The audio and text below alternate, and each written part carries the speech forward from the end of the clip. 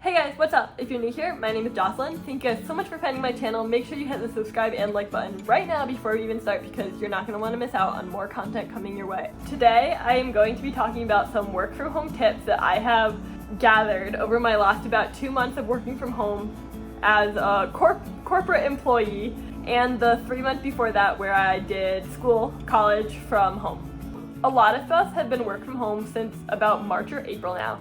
And I know at first it kind of felt like, oh, this is a weird circumstance. It's okay if my productivity is like a little lower at home. But now we're at that point where a lot of work from homes have been extended through the end of the year. We've been work from home for long enough now that if you're not going to work from home, it's kind of impacting ratings. It's impacting how well you are doing at your job fully. And no one knows when it's going to end. So I decided that I'd just give some tips for how I found most effective to work from home, and hopefully that'll help all of y'all. Number one, create a work from home space. So this doesn't have to be a whole entire room. Like, I don't have a home office, I live in a studio apartment, but it does need to be just an area that when you're sitting at it during the work week, you're like, this is my work zone. Ooh. This is my work zone. I don't know what I just did. This is my work zone. So for me, this is a table that I sit at when I do my work, and I don't really use this table for anything else the way it's set up when I do my work. So I don't have a lot of space, so I do also eat dinner at this table. But the difference is that I set it up for work each day. So I have my laptop out, I have a little plant at my table that I make sure is centered nicely. I have like a little notepad that I put next to me, my pens, everything that I need is like laid out. And then at the end of the day, when I'm done working, I completely clean this up, I rearrange it so that it's the dinner table, and then I leave it dinner arranged until the next morning when it's time to start my work. And so this only takes about literally 30 seconds to arrange and rearrange each day, but it makes a huge difference because then during the workday it does feel like my desk, my personal workspace, as opposed to just a dinner table that I'm working at because I'm being forced to work from home. This is a huge thing just for mindset, because going into the office each day, when you step inside the office, you're like, this is my zone, I'm gonna work, like this is my place that's like I'm clued in to get work done. But sitting at a random like couch or desk or table in your home, you don't really have that like mindset thing. And studies, I don't have any links to these studies, so I'm gonna sound stupid, but I have read studies in the past where working in the same seat, sitting in the same desk in a classroom every day, your brain like learns to associate those things with the place in the room you are. And so setting up a place where you can work every day is going to make your brain associate that spot with focus. Tip number 2, keep a schedule. With work from home, it's really easy to be like, oh, I'll sleep in 10 more minutes, like commute, 0, that's a win. But with the commute being 0, it's really easy to kind of stretch, change your hours, sleep in till 11 a.m. and then stay up working till 11 p.m. But at the end of the day, that's really, really not healthy. Even if it can't be the exact schedule that you would have kept at work because maybe you have kids, or maybe just it doesn't make sense to do that anymore when you aren't being forced to show up in an office, set something that's going to work for you, that's going to be your normal work hours, and try your hardest to keep that schedule every day. Waking up at the same time and going to sleep at the same time every single night is really good for your psychological state, and it really helps you feel more well-rested. If you're not keeping a regular work schedule, you're not going to be going to sleep and waking up at the same time. Step number 3, take a lunch break, preferably not at your desk. This one actually took me a while to get into when I started working from home because I would just make my lunch and then sit down at my desk and eat my sandwich while in front of my laptop working. And then I wasn't taking a lunch break whatsoever throughout the day, and I'd find that by about 2 or 3 p.m. I was getting So burnt out. and then I have like 3 more hours left of my workday. Even if you can only afford to take a 15-minute lunch break, just taking that short break in the middle of your day is enough to let your brain revive and reset.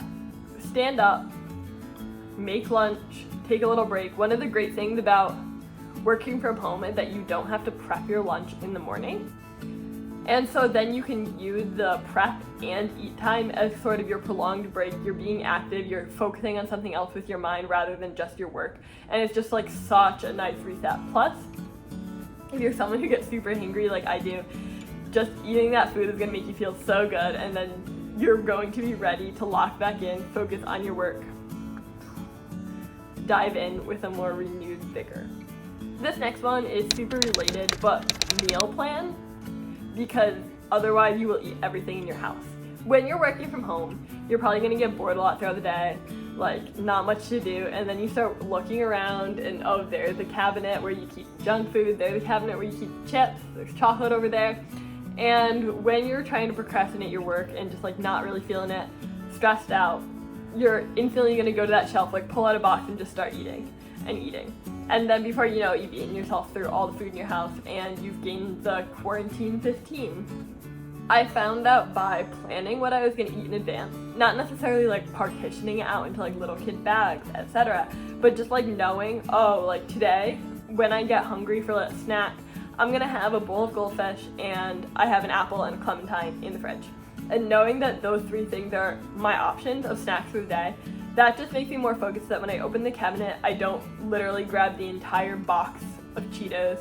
I just go in, pour myself a little bowl of goldfish that I already pre-planned in my head that I was gonna eat, and then I sit down and I eat that, and I'm way more content with that food because I planned it in advance. Whereas if I hadn't planned what I was gonna eat in advance and I went to the fridge and I only pour myself one bowl of goldfish, I'd be like, why am I doing that? Why am I not just sitting down with all the goldfish and eating all of it? So planning in advance like tricks your mind into being more content with eating less, because at the end of the day, like, your stomach didn't really need more food. It was just your mind kind of wanted to eat because you were bored. And so it's always good to plan in advance and make your mind expect exactly what it's gonna get. Next, make sure you shut down completely at the end of the workday and on weekends. When we're work from home, I think there's this real tendency not to ever actually shut down, because you're like, oh, I'm gonna eat dinner, but I'm gonna leave my computer up, like if someone texts or if something happens, I can react to it. I can maybe do a little more work like at night later when I'm feeling a little bit more refreshed. No, don't do this. If you are getting work done during your regular hours and you're working hard, staying focused during the hours of the day when you're actually supposed to be working, you should need to be putting in extra hours at night that you wouldn't have had you been in the office just because you're at home. So you need to be able to create that separation between your work life and your home life in order to be happy. Otherwise, everything will just become too much, you'll be overwhelmed, and you're gonna burn out. This is especially true on weekends, like Friday, once you're done with everything, shut the computer, don't open it again until Monday morning. Number 6, get outside deliberately. I found that when my first week or two when I started working, I wasn't going outside whatsoever for the entire 5-day span that I was working, because I would wake up, I'd start work, and then at the end of the day, I would eat dinner, I'd be tired, I'd just lay in bed, watch TV, go to sleep. But after that, I started realizing that I was you can see how pale I am, I was not getting outside enough, not breathing the fresh air enough. Last summer, when I was in Dallas, I would be forced to get outside and take a walk every day because I had to walk to the bus stop and then take the bus and then walk to my office and then do the whole thing again when I was coming home. And so that was I'd be outside for probably about 15 minutes a day between waiting for the bus and stuff, and it would just made me more refreshed. And so sometimes you don't even realize those little amounts of time that you're outside and how much they truly do leave your soul feeling better. And so because you work from home and you theoretically don't have to leave your house whatsoever, you do have to make a deliberate point. Even if it's only a 3-minute walk outside, getting outside and feeling refreshed, absorbing that vitamin D is super good for you and will just put you in such a better mood. I can't emphasize enough how much better and happier I was feeling after I went outside. Number 7, do your best to stay in touch with coworkers that you would have talked to at the office, even though now you really don't have a need to. I think I'm really lucky for Facebook. We have daily stand-ups every day where we get to talk to our team and everyone goes through and talks about what they're working on, how their life is, etc. And as an intern who doesn't know anyone in advance, this was really crucial for me to meet people on my team and feel comfortable reaching out to them and asking questions and stuff. For anyone who's been working full-time, you already have those connections, and it's just a matter of maintaining them and making sure if any new people are added to your team, you're forming connections with them as well.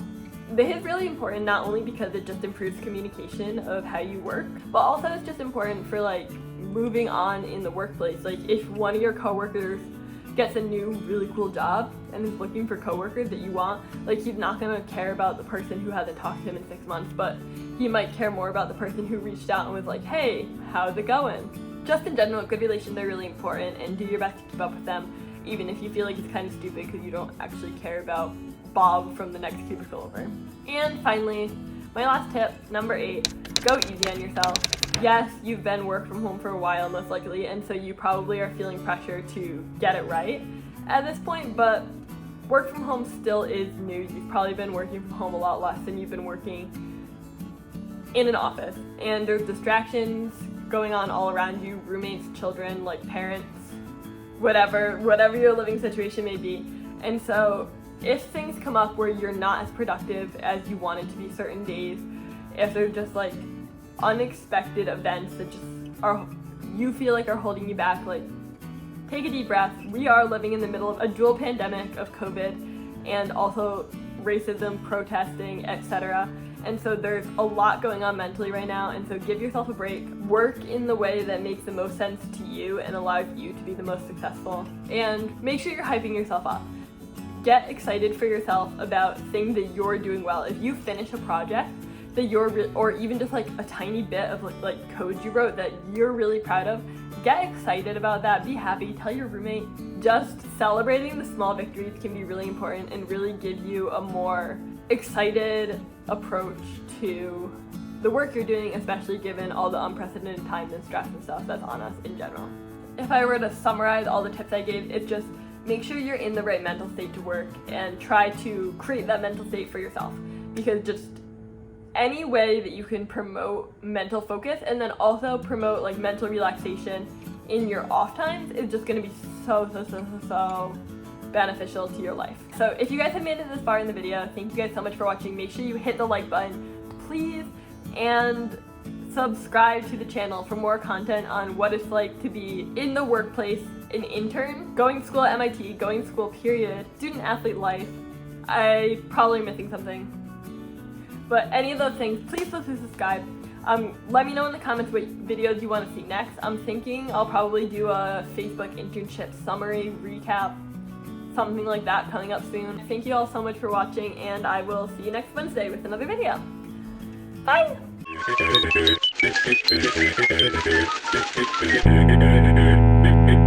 Thank you.